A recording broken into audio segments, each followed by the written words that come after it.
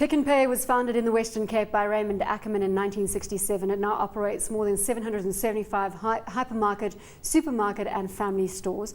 Pick n Pay has a market cap of 10.2 billion rand, price to earnings ratio of 35.8 and a dividend yield of 1.8%. This has been the laggard. There's been much debate as to whether Pick n Pay can play a catch-up game. Are we still in troubled waters? And Chris, let's kick off with you. Just one thing to put you right there, Raymond Ackerman wasn't the actual founder. He bought a small chain of 5 stores from a guy called Jack Golden, who went on to found Click Stores.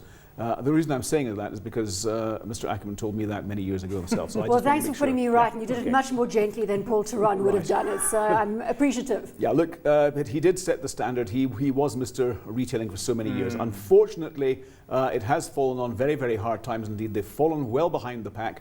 My concern now, even with top-class guy like Richard Brasher at the helm, and he really is top-class. He did a fantastic job for Tesco in the UK last decade and the decade before. But I've just got that horrible feeling that the enormity of the task that's facing him now is perhaps too great.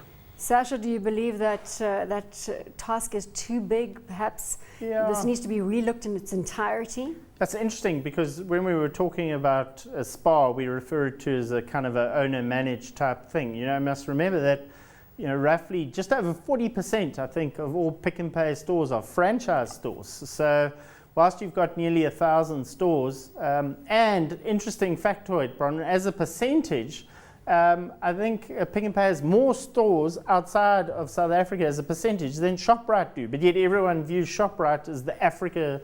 I think it's about location. Maybe they don't quite have them in those fast-growing areas such as Zambia and the DRC and Nigeria and other places in West Africa. So I don't know, it's going to be very tough.